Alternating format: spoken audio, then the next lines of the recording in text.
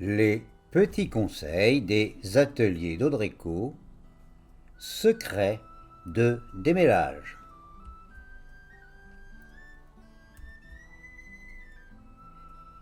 Aujourd'hui, nous allons voir le principe du démêlage. Lors de petits conseils précédents, nous avons appris que le démêlage doit toujours partir de la peau. Nous savons aussi choisir les bons outils du démêlage. Le démêlage doit partir de la peau et nous connaissons les outils qu'il faut utiliser.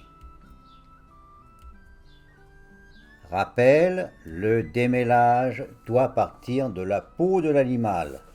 Démêler les seules extrémités ne sert à rien. De plus, on doit se servir de ses deux mains. Objet du petit conseil d'aujourd'hui, le geste juste du démêlage. Pour bien nous faire comprendre, prenons l'exemple d'un démêlage réalisé avec un peigne. Que se passe-t-il quand notre peigne rencontre un nœud?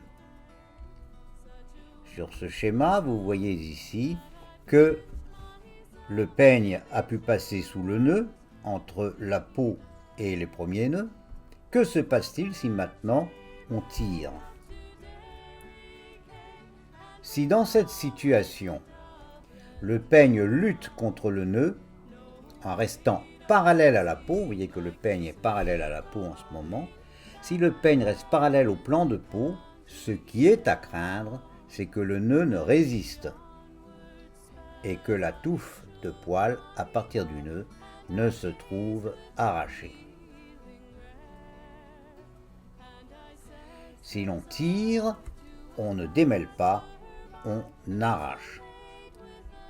Ce n'est donc plus du démêlage, mais de l'arrachage, le contraire de ce qu'il faut faire, d'une part parce que on ne démêle pas, on abîme le poil, mais aussi parce que cela fait mal au chien.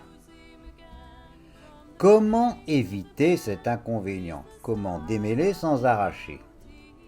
Tout d'abord en opposant au nœud une faible résistance, très faible, puis en opérant une rotation du peigne pour sortir du pelage. Cette faible résistance a pour effet de faire avancer le nœud dans le pelage, de quelques millimètres, sans rien arracher.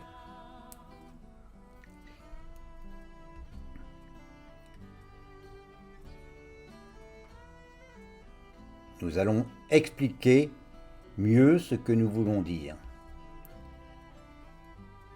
En recommençant cette opération un nombre suffisant de fois, on finit par faire sortir le nœud. En fait, on l'a, mais cette fois réellement, démêlé.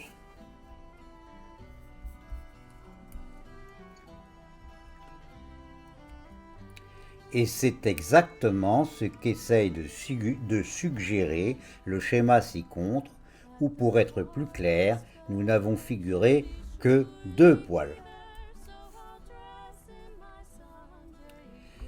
Vous avez en haut à gauche deux poils qui sont reliés par un nœud. Premier passage du peigne, on a avancé le nœud de quelques millimètres par rapport à la peau. La flèche ensuite vient en bas à gauche, on continue d'avancer jusqu'à ce que finalement on soit à la situation en bas à droite, le nœud est sorti du poil. Donc voyez-vous, on doit passer plusieurs fois son peigne.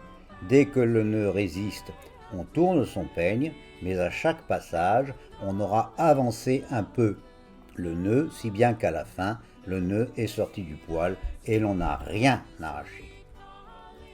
Le geste se décompose donc en 4 temps. Temps numéro 1, on appuie le peigne nettement contre la peau du chien.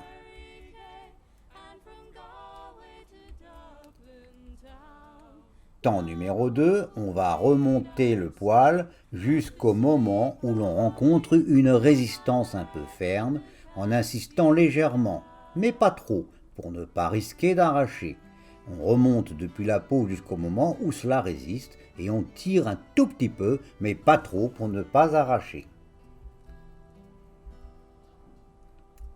Vient alors le temps numéro 3. Au contact de cette opération, de cette résistance, on fait opérer au peigne une rotation d'un quart de 90 degrés, un quart de tour. Voyez-vous, dans la photo du milieu, le peigne est parallèle à la peau. Dans la photo en bas, le peigne est perpendiculaire à la peau. On a fait opérer au peigne une rotation de 90 degrés, c'est-à-dire qu'on sort du poil pour ne pas risquer d'arracher.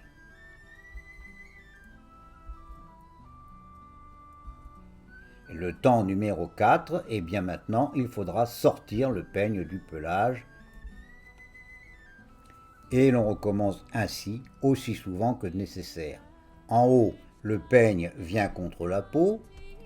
Au milieu, le peigne vient jusqu'à la résistance, puis le quart de tour et on sort son peigne.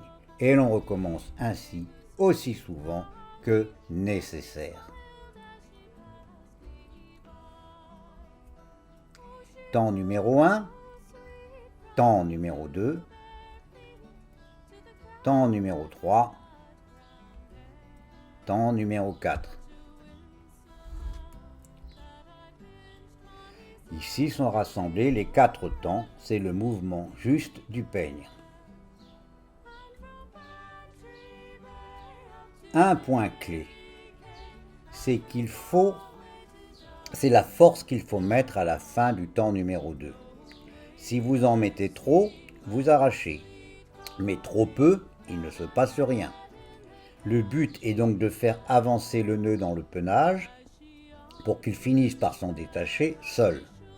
Alors, la question, quelle force est-elle nécessaire?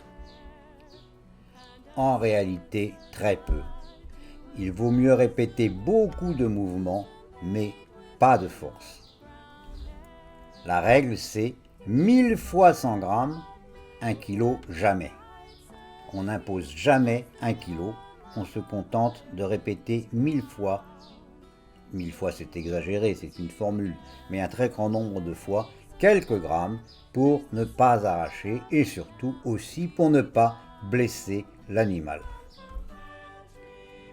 Ce que nous venons de démontrer, c'est pour le peigne.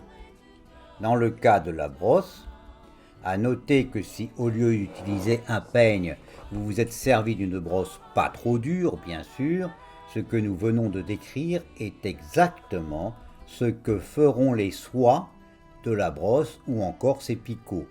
Au contact du nœud, elles commencent par opposer une faible résistance, mais non moins réelle, et puis elles s'effacent, et de cette façon-là, en donnant plusieurs coups de brosse bien appliqués, on finit là aussi par faire sortir les nœuds sans arracher.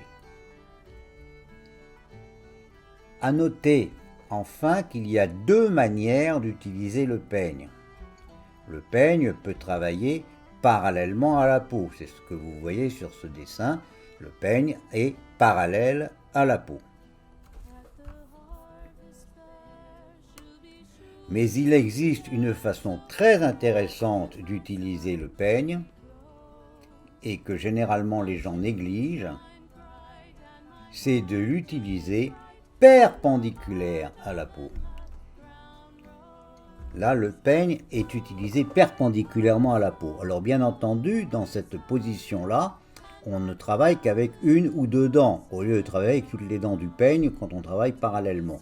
Mais l'intérêt, c'est qu'on met encore moins de force et que là, on a encore plus de possibilités d'effacer son peigne. Donc c'est dans le cas de démêlage difficile, il est recommandé d'utiliser autant que faire se peut le peigne perpendiculairement à la peau, ce que très peu de gens savent faire ou pensent à faire. Voici le peigne perpendiculaire à la peau à comparer avec le peigne parallèle à la peau. Les 2 positions doivent être utilisées en fonction de la situation. Rappelez-vous, quand le peigne rencontre un nœud, il s'efface par un mouvement de rotation et on recommence. rappelez-vous encore, exactement ce que font les picots ou les soies de la brosse. Pour finir, retenons le principe de Pierre Butch, qui était un grand handleur du siècle dernier. Tout poil qui est sur la brosse n'est plus sur le chien. Une évidence à méditer. Autre principe, concernant cette fois la force à exercer lorsque l'on utilise le peigne, c'est ce que nous avons dit, 1000 fois 100 grammes, jamais 1 kilo.